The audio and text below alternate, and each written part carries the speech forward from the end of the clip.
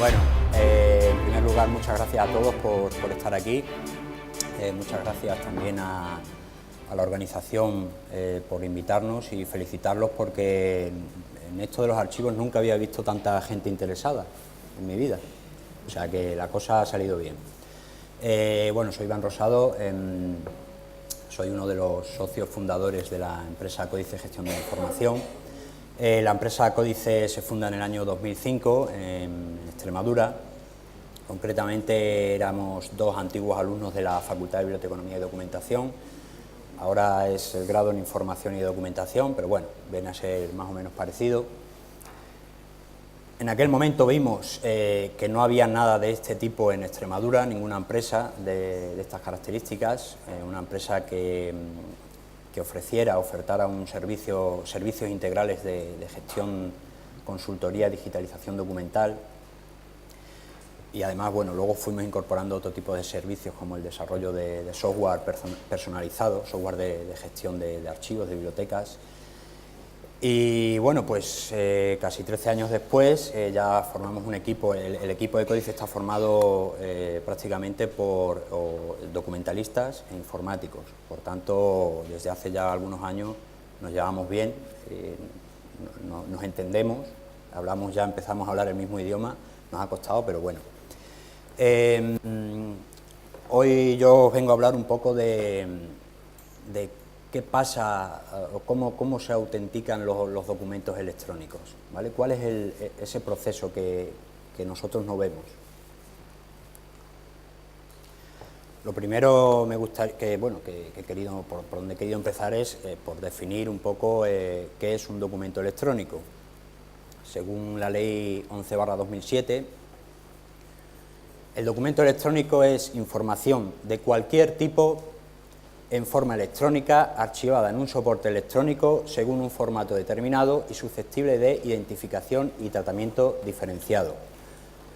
El Real Decreto 263 de 1996 lo define como entidad identificada y estructurada que contiene texto, gráficos, sonidos, imágenes o cualquier otra clase de información que puede ser almacenada, editada, extraída e intercambiada entre sistemas de tratamiento de la información o usuarios como una unidad diferenciada, ¿vale?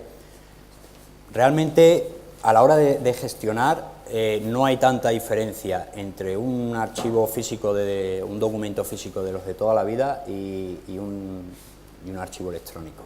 Las grandes diferencias están en su soporte y en sus cualidades, ¿vale? ¿Qué características tiene el documento electrónico? Bueno, pues todos más o menos lo sabemos, solo pueden ser leídos o conocidos por el hombre mediante la utilización de sistemas o dispositivos traductores que hacen comprensibles las señales digitales, es decir, una máquina que nos convierte los unos y ceros en un lenguaje que nosotros podemos entender. Algunas características de los documentos, bueno, pues son dinámicos, pueden variar en sucesivas visualizaciones del usuario. Estas características son las que más difieren del documento tradicional. Son procesables, pueden realizarse operaciones informáticas con ellos, pueden ser documentos virtuales, es decir, que la estructura y el contenido se conforman en el mismo momento de la visualización, por ejemplo, las páginas web o cuando hacemos una consulta a una base de datos, la información que nos está mostrando se está formando en ese momento.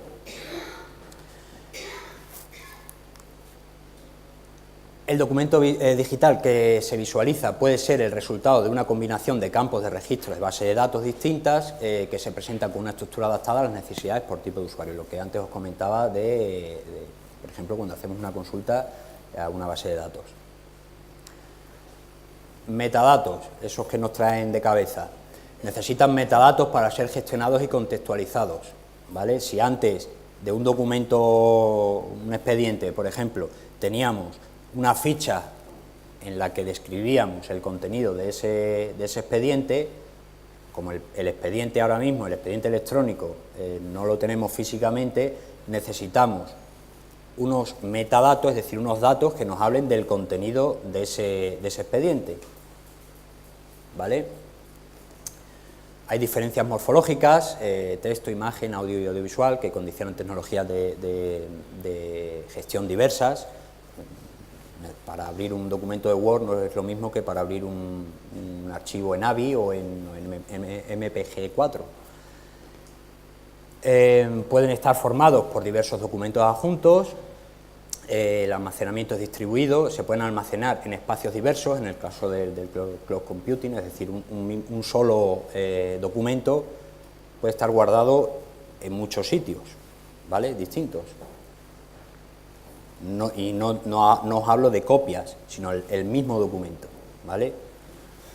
Es accesible desde cualquier punto del planeta mediante un ordenador con conexión a red, móvil u otros dispositivos actuales o futuros, y necesitan elementos intermedios, hardware y software, para su creación, reproducción y gestión. ¿Qué problemática nos ha traído el tema de los documentos electrónicos? Bueno, la problemática jurídica es la que quizás es el documento original no traía consigo, pero que el electrónico sí.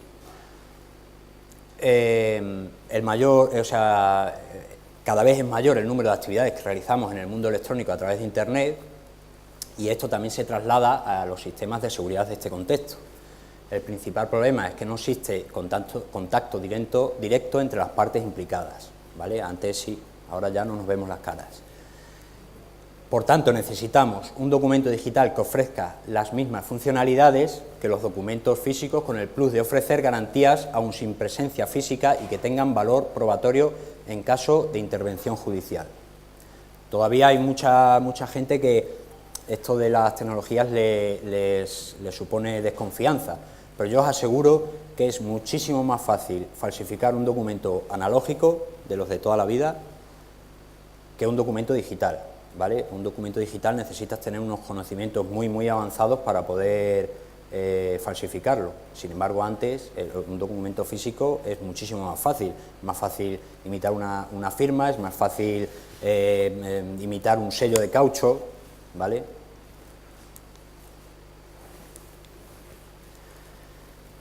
¿Y qué es eso de la autenticación? Vale, pues es el proceso mediante el cual se valida que un documento u objeto electrónico ha sido generado por quien dice ser el autor y, por lo tanto, que se reconoce como propio su contenido, que no se ha modificado, que ha sido creado o enviado en el momento en que se afirma y que dicho objeto puede ser recuperado e interpretado adecuadamente.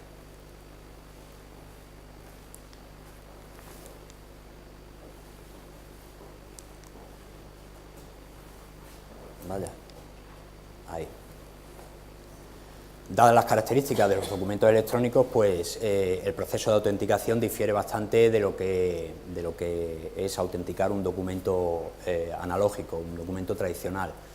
En el mundo digital nos ha apartado de la dependencia de la firma para pasar a una fiabilidad basada en el uso de varios elementos de información que juntos ayudan a confirmar la identidad del usuario con un alto grado de certeza, ¿vale? Si antes firmábamos con el papel, ahora, o sea, con un bolígrafo en un papel, ahora hay otros elementos informáticos que hacen que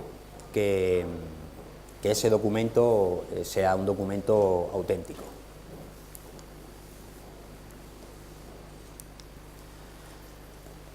Estos sistemas de seguridad, también conocidos como factores de autenticación, están desarrollados en su mayoría por mecanismos criptográficos.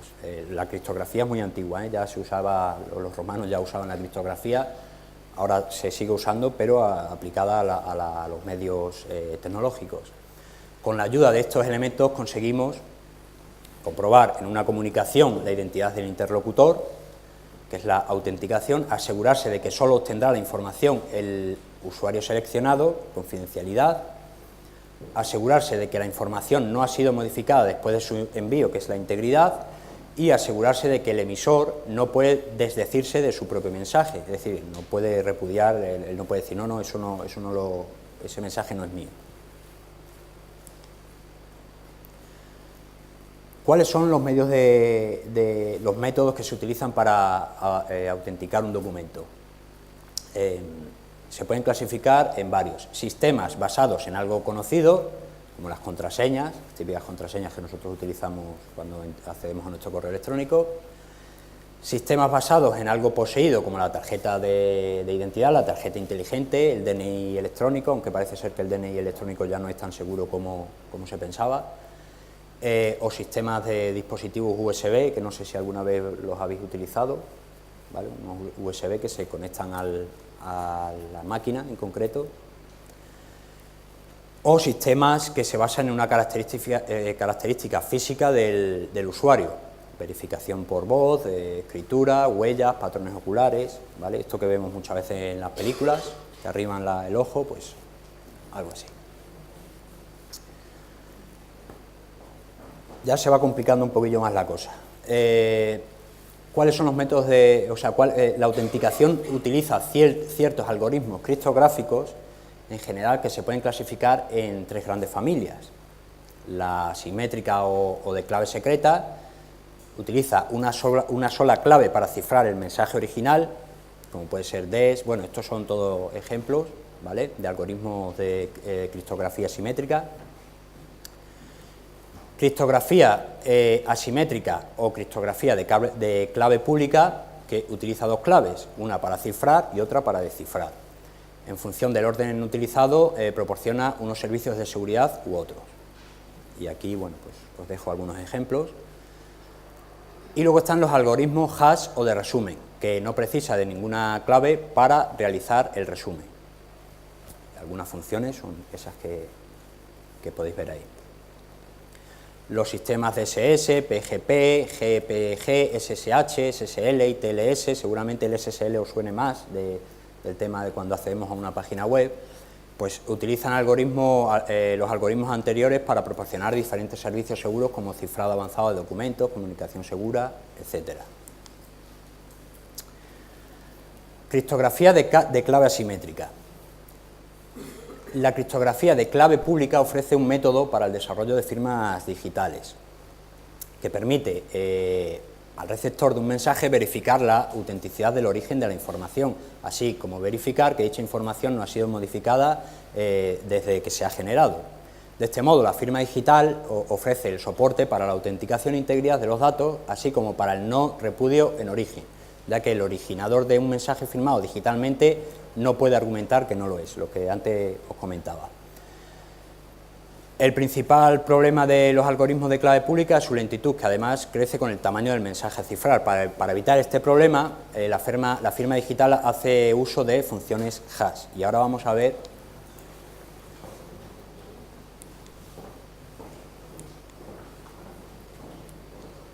qué es una función hash. Es una operación que se realiza sobre un conjunto de datos de cualquier tamaño, de tal forma que se obtiene como resultado otro conjunto de datos. Esto ahora, cuando os lo explique, os va a parecer todo un galimatías. Luego al final os voy a poner una imagen en la que vais a entender mejor todo este proceso, ¿vale? Ese conjunto de datos, en ocasiones denominado resumen de los datos originales, es de tamaño fijo independiente al tamaño original, que además tiene la propiedad de estar asociado unívocamente a los datos iniciales. Es decir, es prácticamente imposible encontrar dos mensajes distintos que tengan un resumen hash idéntico.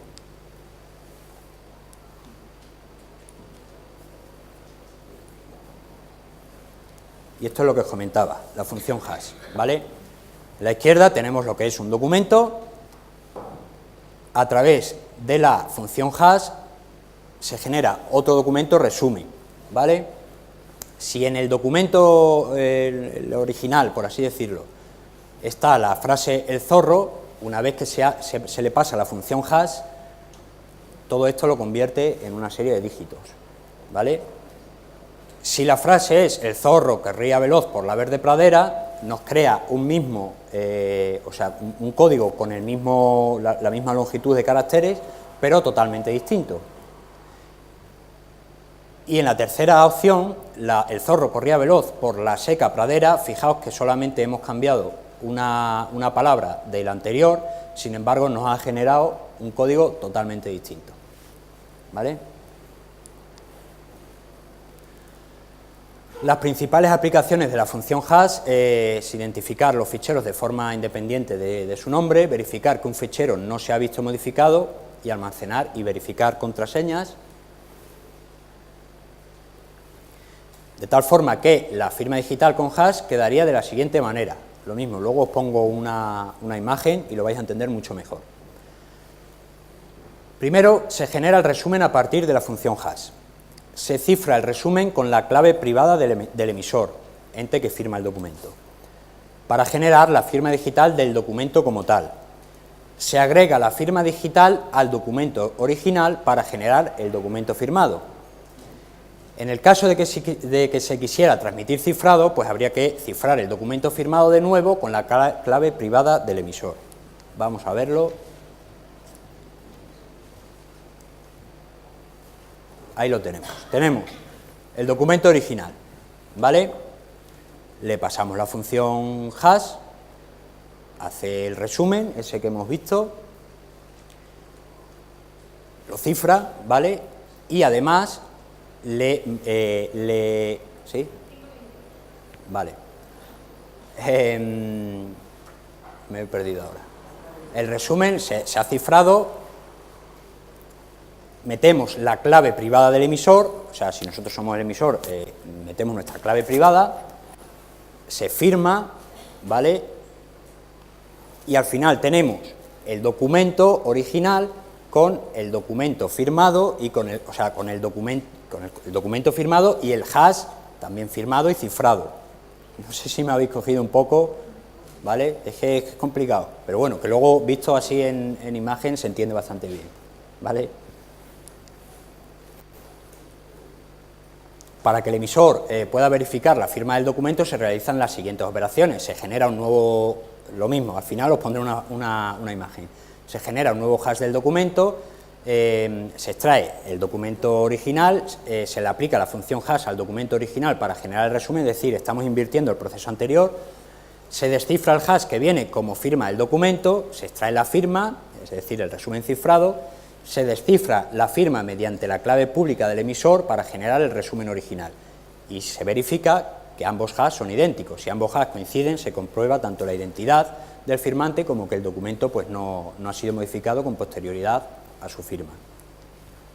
Y aquí lo tenéis, ¿vale? Es el documento, un poco a la inversa. El documento firmado, se extraen los datos, ¿vale? Y de ahí se genera una función hash. O sea, se le pasa una función hash que genera un resumen cifrado, ¿vale? En cuanto a la firma, pues lo mismo, hay que descifrar esa firma con la clave pública del emisor y se genera otro resumen cifrado. Si ambos resúmenes coinciden, es correcto, ¿vale? O sea, que se garantiza que el emisor es el que es auténtico. Voy a hablaros un poco de tipos de firma electrónica, aunque ando un poquillo así de tiempo, voy a pasar rápido. Bueno, pues la firma básica, que contiene un conjunto de datos recogidos de forma electrónica que formalmente identifican al autor y se incorporan al propio documento. La firma avanzada, este tipo de firma permite identificar al firmante y detectar cualquier cambio ulterior en los datos firmados. Está vinculada al firmante de manera única y a los datos que se refiere. Debe crearse a través de medios que el firmante pueda mantener bajo su exclusivo control. Firma reconocida, que tiene las mismas características que la anterior, pero que está basada en un certificado reconocido y ha sido generada mediante un dispositivo seguro de creación de firmas, lo que le atribuye el mismo valor legal que a la firma manuscrita. Como complemento, bueno, pues aparecen otros tipos relativos a la comprobación de validez de los certificados o la inclusión de marcas de tiempo, firma con sello temporal o fechada, bueno, que se le añade un sello de tiempo, firma validada o completa, que se le añade información sobre la validez del certificado procedente de una consulta, ¿vale?, realizada a la autoridad de validación, luego veremos qué son las autoridades de validación. Firma longeva o de larga duración, pues firma electrónica que validada, dotada de validez a lo largo del tiempo. ¿Cómo se consigue? Bueno, pues incluyendo en la firma todos los certificados de la cadena de confianza y el resultado de la comprobación de la validez de los mismos en el momento en el que se realizó la firma, así como, por ejemplo, al ir refirmando y actualizando los sellos de tiempo constantemente. Y este proceso de refirmado se utiliza para garantizar que unos datos que fueron firmados con un algoritmo que era válido en un momento concreto, pero que se firmaron a lo mejor hace 5 años, pero que en la actualidad, pues a lo mejor ese proceso ya ha quedado anticuado y no es tan seguro. Entonces, se vuelve a validar esa firma, ¿vale? Es decir, los algoritmos criptográficos que se usan vayan avanzando a la vez que la tecnología para que esa firma sea longeva y de larga duración. Formatos avanzados, SADEX, me voy a saltar esto y voy a ir. Dentro del SADEX hay varios tipos, SADEX-B, SADEX-T, SADEX-C, que lo que hacen es añadir más y más seguridad. X, XL, y aquí tenemos, bueno, lo que sería el básico es el SADEX-B, y los otros lo que van haciendo es añadirle más funcionalidades que hacen que cada vez sea más seguro, ¿vale? Sellado de tiempo, listas de revocación, sellado de tiempo sobre la referencia a los certificados de lista de recepción, certificados de listas de tal, en fin, ¿vale? Es cómo van evolucionando los distintos formatos. Los certificados digitales, no sé, yo creo que más o menos todos ya, bueno, todos, o por lo menos las entidades jurídicas, las empresas, por ejemplo, ya hace tiempo que estamos obligados a tener un certificado digital. Muchos de vosotros a lo mejor no tenéis certificado, utilizáis el DNI electrónico. No es más que un documento firmado electrónicamente por un prestador de servicios de certificación, es decir, una autoridad certificadora que vincula unos datos de verificación de firma a un firmante y confirma su entidad. Es decir, yo me dirijo, por ejemplo, a la Fábrica Nacional de la Moneda de Timbre, que es uno de los tantos certificadores que hay, y esa persona actúa como un tercero, o esa entidad actúa como un tercero que certifica que es auténtico, ¿vale? Y que lo he emitido yo en este caso, por ejemplo. El prestador de servicios de certificación no es más que una entidad de confianza responsable de emitir y revocar los certificados digitales. Y bueno, ahí os dejo un enlace en el que podéis ver la cantidad de certificadores que existen. Y muchísimas gracias y espero haber acabado puntual.